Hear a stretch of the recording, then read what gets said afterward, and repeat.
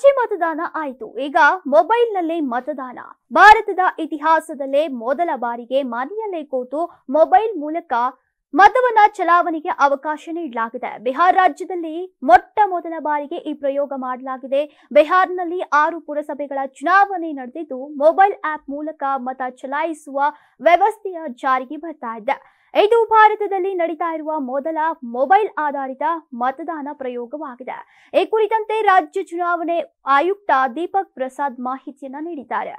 ಅಂಗವಿಕಲರು, ಹಿರಿಯ ನಾಗರಿಕರು, ಗರ್ಭಿಣಿಯರು, ವಲಸೆ ಕಾರ್ಮಿಕರು, ಸಂಚಾರ ವ್ಯವಸ್ಥೆಯಿಂದ ಮತಗಟ್ಟೆಗೆ ಹೋಗೋಕೆ ಸಾಧ್ಯವಿಲ್ಲದವರಿಗೆ ಮಾತ್ರ ಈ ವಿಶೇಷ ಮತದಾನದ ವ್ಯವಸ್ಥೆಯನ್ನ ಕಲ್ಪಿಸಲಾಗಿದೆ.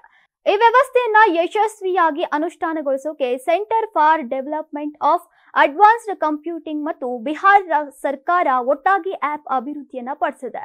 ಮತದಾರರು ತಮ್ಮ ಆಂಡ್ರಾಯ್ಡ್ ಮೊಬೈಲ್ನಲ್ಲಿ ASECBCHR ಆಪ್ ಅನ್ನ ಡೌನ್ಲೋಡ್ ಮಾಡಿಕೊಂಡು ನೋಂದಣಿ ಮಾಡಿಕೊಳ್ಬೇಕು. ನೋಂದಣಿಯ ವೇಳೆ ತಮ್ಮ ದೂರವಾಣಿ ಸಂಖ್ಯೆಯನ್ನ ಮತ್ತು ಮತದಾರರ ಪಟ್ಟಿಯ ವಿವರಗಳನ್ನ ನಮೂದಿಸಬೇಕು. ಡಿಜಿಟಲ್ ದೃಢೀಕರಣದ ಮೂಲಕ ತಮ್ಮ ಗುರುತನ್ನ ಸಾಬೀತುಪಡಿಸಬೇಕು.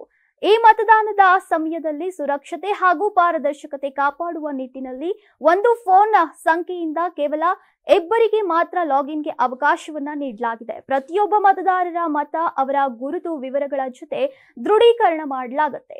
ಫೇಸ್ ಮ್ಯಾಚಿಂಗ್ ಹಾಗೂ QR ಸ್ಕ್ಯಾನಿಂಗ್ ಮೂಲಕ ಮತದಾರರ ಗುರುತಿನ ಪರಿಶೀಲನೆ ಹಾಗೂ ಮೊಬೈಲ್ ಇಲ್ಲದವರಿಗೆ ಆಯೋಗದ ವೆಬ್ಸೈಟ್ ಮೂಲಕ ಮತದಾನ ಆಯ್ಕೆ ಲಭ್ಯವಿರುತ್ತೆ.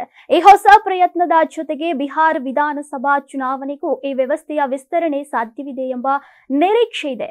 ಈಗಾಗಲೇ ಸುಮಾರು 10,000 ಜನ ಮತದಾರರು ಆಪ್ನಲ್ಲಿ ನೋಂದಾಯಿಸಿದ್ದಾರೆ. ಈ ಸಂಖ್ಯೆ 50,000 ದಾಟುವ ನಿರೀಕ್ಷೆ ಕೂಡ ಇದೆ. ಈ ಯಶಸ್ವಿ ಪ್ರಯೋಗದಿಂದ ಬಿಹಾರ ಸರ್ಕಾರ ಮತ್ತು ಆಯೋಗ ಬಹಳ ಖುಷಿಯಾಗಿದೆ. ಇದೇ ವರ್ಷದ ಅಂತ್ಯದಲ್ಲಿ ನಡೆಯಲಿರುವಂತಹ ವಿಧಾನಸಭೆ ಚುನಾವಣೆಯಲ್ಲಿಯೂ ಈ ವ್ಯವಸ್ಥೆ ಬಳಕೆಯಾಗುವ ಸಾಧ್ಯತೆ ಇದೆ. ಮತಗಟ್ಟೆಗೆ ಹೋಗಿ ತಮ್ಮ ಹಕ್ಕು ಚಲಾಯಿಸೋಕೆ ಸಾಧ್ಯವಾಗುವವರು ಮೊಬೈಲ್ ಆಪ್ ಮೂಲಕ ಮತದಾನವನ್ನ ಮಾಡೋಕೆ ಅವಕಾಶವನ್ನ ನೀಡಲಾಗ್ತಾ ಇದೆ.